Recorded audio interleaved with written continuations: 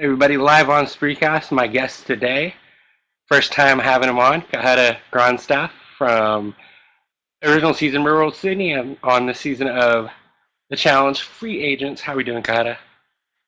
Doing good, people. Good to be here on spreecast with Andrew. We're going to hash up some challenge data here. Mm-hmm. So I want to let all you guys know, if you guys are new on Spreecast, you guys can ask Cohutta anything using the questions right below us.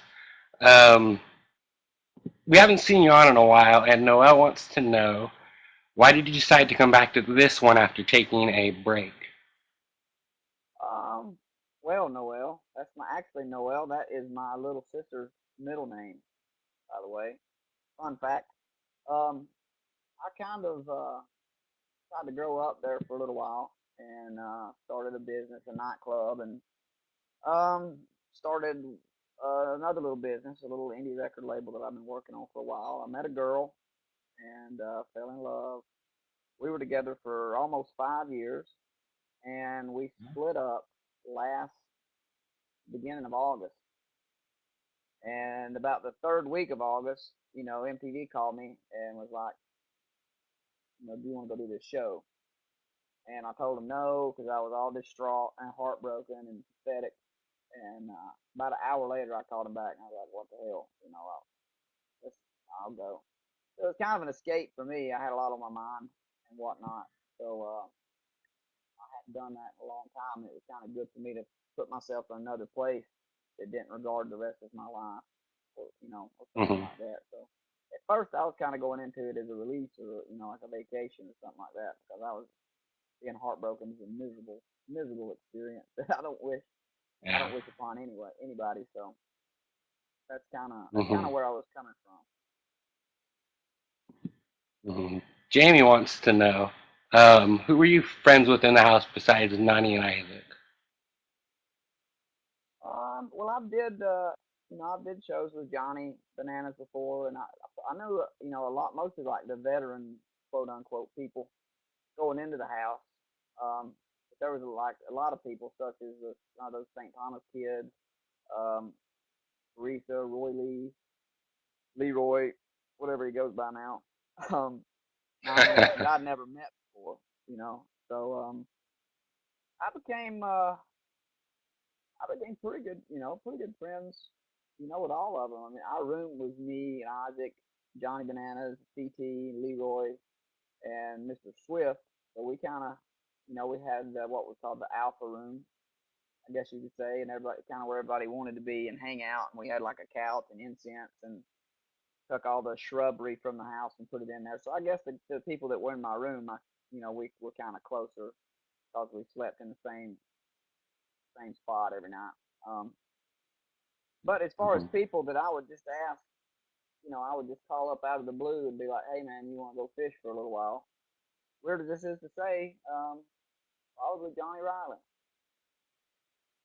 Hmm. Actually, probably got more respect for that kid. He's just young, but he seems like his word, he Oh, where's carries his his word question? well. Got a lot of, good about Speaking of Johnny, we saw in this last episode with Johnny, you and Nani, kind of a love triangle, I guess. Was it awkward being around him after the whole situation happened? Did you know about it Yeah, and it at was the weird time? for me because the way production laid the thing out, I was so far removed, and I don't like to use the word emotionally unavailable because it sounds like some psychiatric problem kind of thing. But I told Nani kept telling me to that show, I'm gonna hurt you, I'm gonna hurt you, and this and that. And I told her when it got edited out, but I was like, I pretty much had a shot of Novocaine in the chest before I came here, and you're really not. I'm pretty numb right now because of the situation I just came out of, and you're not gonna hurt me. Um, so really, not really. I mean, it wasn't really. Hmm. Me and her were at that point in time, we're just kind of feeling things out. And I informed her, about my situation with my ex girlfriend and how that I'd been in this long relationship, and she was almost kind of like, I guess she just knew that I wasn't at that time. I I couldn't lend myself to something super serious, and she just kind of ran from me, and I don't blame her. I wasn't really pursuing her or anything like that. So, what happened happened, and it's something that unfortunately happened to me several times, I Mhm. guess, and I'm not necessarily proud of, but it wasn't really. I mean, it was. After watching the episode, it would look way more awkward than it actually was. I suppose, had, had more going on in Mhm. that house than just us three. Yeah. So you and Johnny were actually cool, and you guys are actually cool now. Oh yeah, Riley, that is. I don't really, and after because where me and Nani are now as opposed to where we were then, that was 6 months ago or something like that. So, Hmm. um, we're all fine with the situation. It was it was a drunken, it was just a drunken mistake, And after her going back and actually watching it, um, we've I think she learned a lot from it, and I think she learned. I I had it think this frozen for season you guys. I think he might be frozen. I'm frozen now. Oh, Mr. Kirk. Maybe it's me. Let me refresh real quick. I'll be right back. One of the powder room.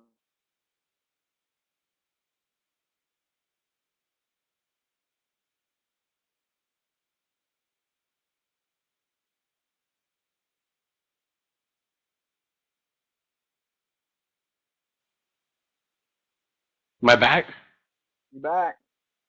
Okay. Sorry about that. Um. So you guys are cool. Yeah. You and Johnny. Yeah, yeah. Yeah. I We're like Johnny. cool, He's a good and guy.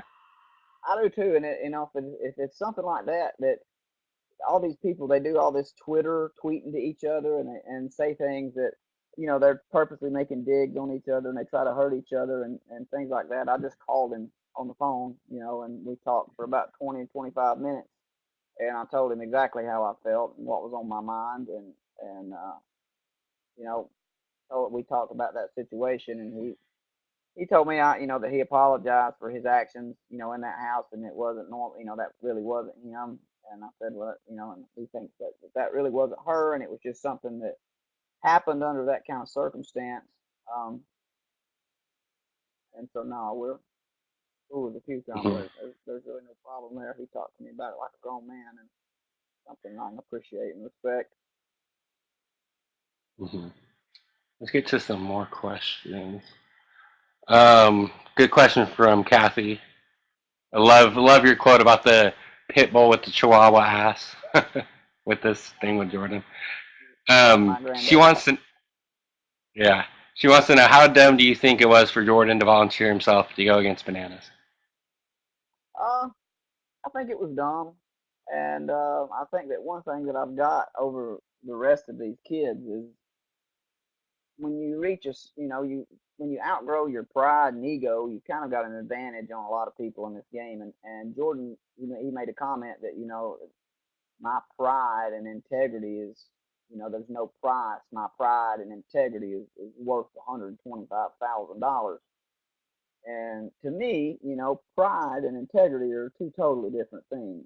The integrity of a man is pretty much, how you react selflessly in a crisis or something like that. And your pride Hmm. is what causes you to do things like Jordan did. He wasn't doing that to satisfy anybody else but his own self, And Jordan's got to overextend himself in every circumstance because of his handicap, to pretty much prove himself to himself every day. And there's got to come a point in time where he's just confident, with his performance. He tries his best, and he can stop trying to overcome, having one hand or something like that. And I told Jordan, on the over there, I was like, if you would have been born with two hands, you wouldn't be near the athlete that you are now, because all his life Hmm. he had to just prove himself to everybody all the time. I'm not saying overachieving, is not a good thing, but at the same time, 125K would probably been nice in his bank account. And I think that Oh yeah. I think Jordan wanted to back out of that, but he couldn't let himself back out of it because he's just got too much ego and pride, and it just got in his way. That's why he Hmm. mentioned, I wanted Laurel to tell me not to do this. So he was looking for an out. He didn't want to do that, but he got put in a position where, in his mind, if he said, you know what, this is not smart, he would have looked like a puss. Um, I don't think he would have. I think he would have looked, calm and mature and like he was thinking. Um, but apparently, you don't see it like that. So Yeah. that answer So your question, Kathy Reynolds? yeah, I think it did. That was a good. That was good. Like I said, I love that one liner you did with the pit bull with the chihuahua ass. That was awesome. That's true. And most people on those shows, it's why I don't really get into a lot of conflict on those shows is because it's like it's if it's not something that I would know from the beginning, I'll punch you in the mouth over. It's not. I'm not going to Hmm. bump my chest and do all this whole nose to nose, face to face thing. I wasn't. I wasn't brought up like that. It's not. Hmm. You know, You're gonna have not to me. explain this question. You're gonna have to explain this to me up here because I don't remember this at all. John wants to know: do you still have the pillow Kenny drew with you, killing Wes the Ginger Dragon? Wow, that's a deep cut right there. Somewhere I do. I do. I had it on my bathroom wall for a long time, and every time I take a shower, it would start to bleed. So now it's kind of a black drawing. It's kind of a gray drawing or something like that. But I do actually. You'll appreciate this. Give me 1 second. This is great, man.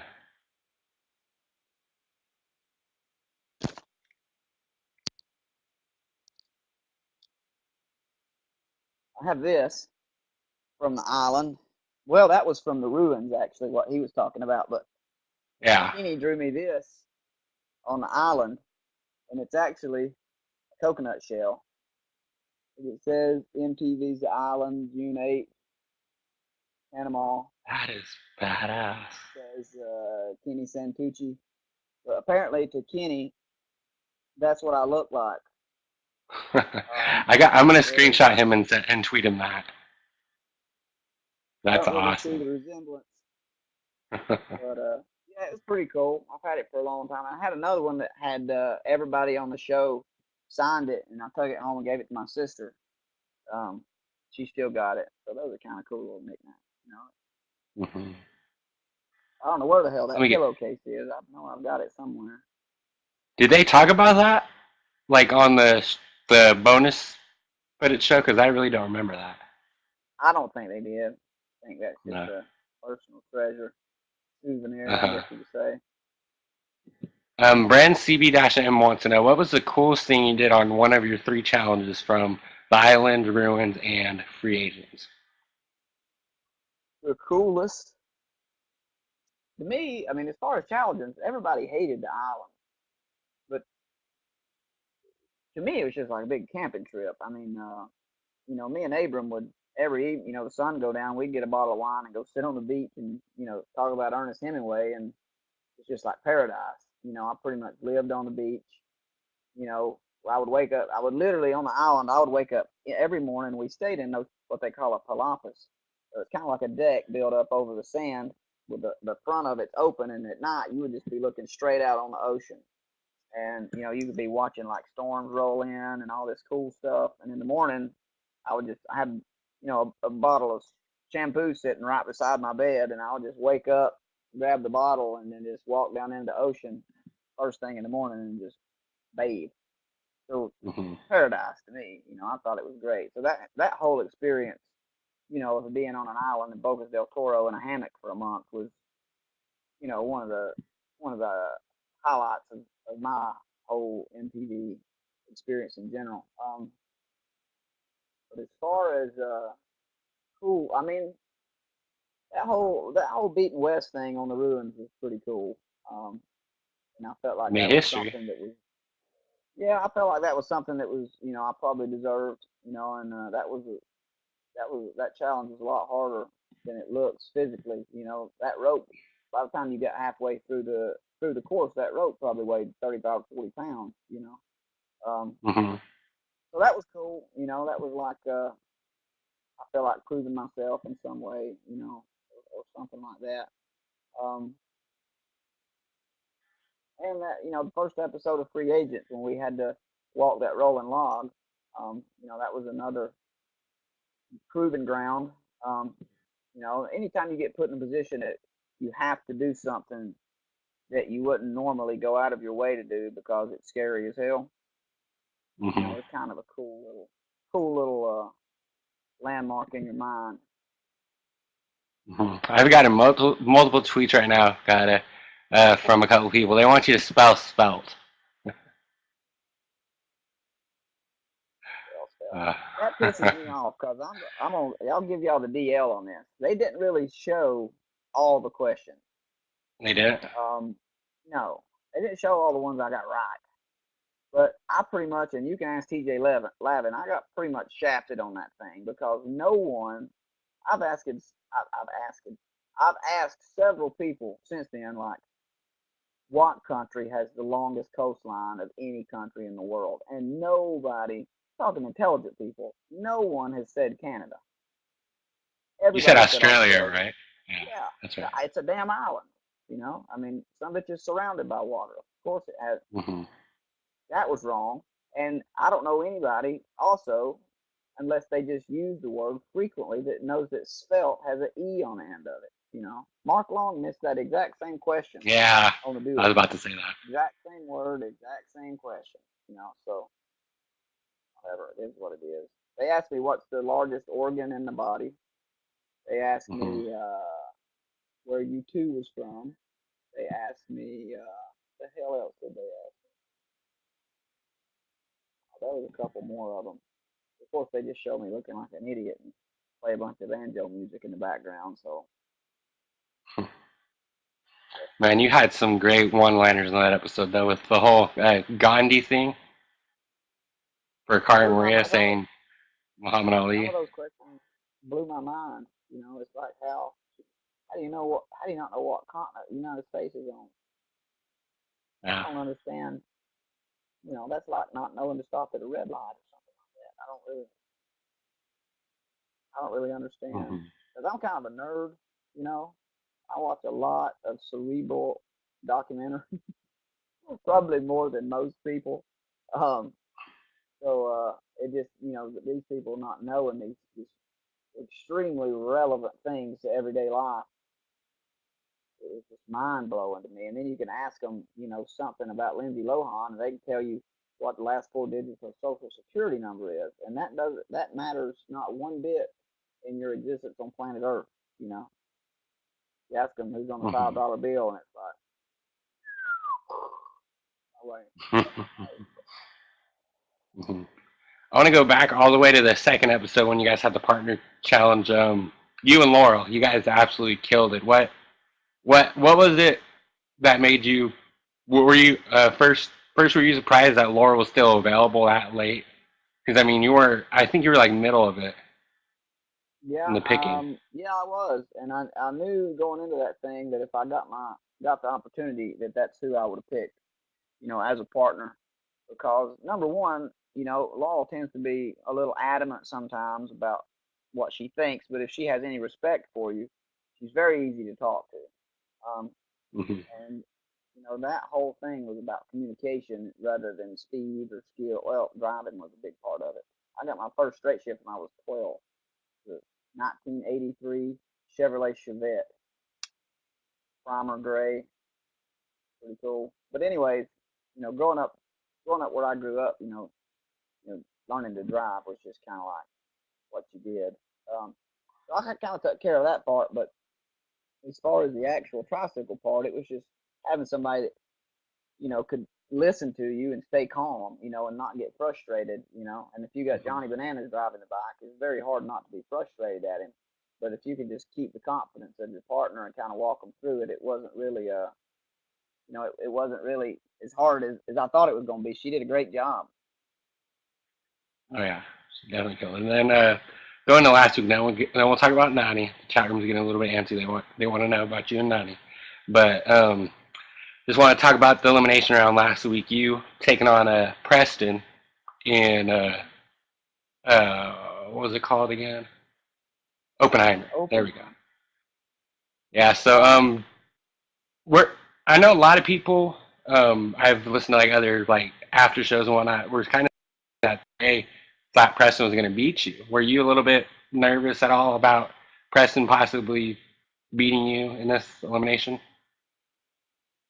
um, I don't really get nervous before competition, and that's it stems from like a very strong background of wrestling, in school and stuff, and it's not like a nervous thing. It's almost like I've always heard it's almost like a little controlled rage or something like that. So, you're kind of it's kind of a heightened level of adrenaline, and of course, you don't want to get put out of the game by what anybody considers a weak competitor. But the deal with Preston was everybody was hacking on him and saying he was weak, but he outperformed a lot of those guys at a lot of those challenges, that they kind of dropped the Oh yeah. ball on, and Preston actually completed it and, helped us win. So I think people, as flamboyant and girly as he is, I think people kind of sell him short sometimes. The dude's pushing 6'5". Um, Damn. he's not the huskiest guy, but he's definitely got some leverage, and stuff. So he wasn't a pushover, but it wasn't something that I was super concerned about, going into it. Hmm. And last question, then we'll talk about mine. Out of the six guys left, there's you, Zach, Johnny Riley, CT, Bananas, and who am I missing? Roy Leroy. Lee. How could I forget Roy Lee? Out of those six, if you could pick one person to go in an elimination round, say you go in this coming episode, without giving anything away, if you could pick one person to go in the next elimination round, who would you like your chances of going That's against? hard. It's hard because it's hard because it depends on what the elimination is. I mean, there's nobody on that show that I personally think would have beat me at that climbing that wall. Agree. Probably. I mean, I would say me and Johnny Riley would probably been the closest match. But if it came to climbing that wall, I would much rather win against Zach or CT than Johnny Riley. Um, so, like I said, it really depends on what card you get dealt, and you don't really know until you go in there what game you're playing. Um, so it's super hard to pick because everybody had their own strengths and weaknesses and whatnot.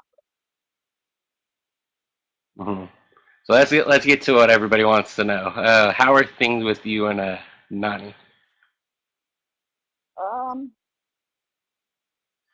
all right. I don't really know how much I can divulge, about the situation, in between now and the end of the season. But I think my personal life probably doesn't have any weight on how this show ends up. But I can say have continued to talk, and pretty much after the show, we actually kind of started to getting to know each other a little bit because when you're in that house and you're in that situation and all those cameras are around and stuff, it's just a different environment. A lot of people take their challenge, their game face to the house, and they don't take it off until they get home. And I don't really do that, but it's still Hmm. just not a good environment to really hash it out with somebody.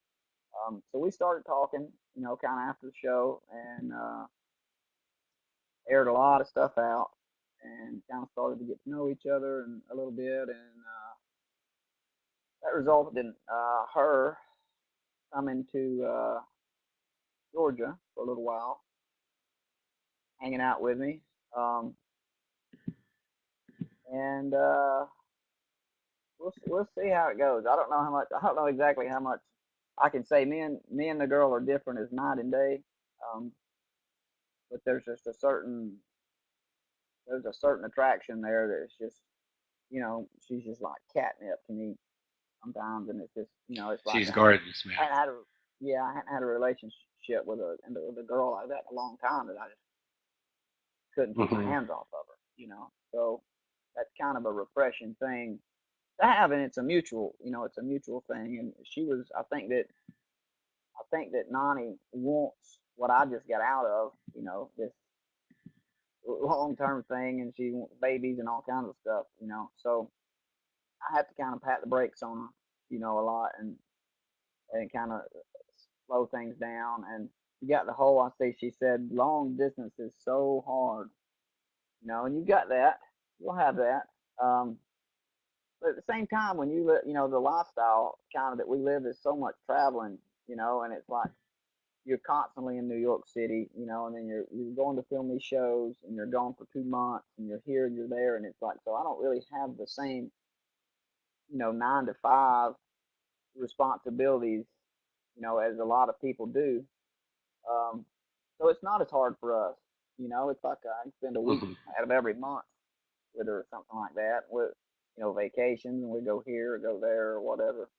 Um, but as of right now, things are good. And Nani, I think she needs somebody. I think she needs somebody that makes her feel important enough that the next thing that comes out of her mouth matters, you know. And she needs somebody to hold her accountable for her own happiness and things of that nature. And I think she maybe saw that in me. It's not me speaking for her. This is just kind of what I gather, you know, from the Hmm. situation. But I Hmm. think Nani needs somebody to support her being the person that she wants to be, you know. And she's got these nieces and nephews, and she's kind of like to a point in her life where, you know, they're looking up to her. And after watching this last show, it kind of, I feel like she kind of had a moment of clarity or something like that, to where um, she just finally, maybe for once, has decided to be vulnerable, you know, for Hmm. just a minute. I just Very I just gotta healthy. say about I just gotta say about 190. I've watched her for so many seasons, and the growth that she's made has been outstanding. Like she's definitely grown as a person through these shows, and I love it.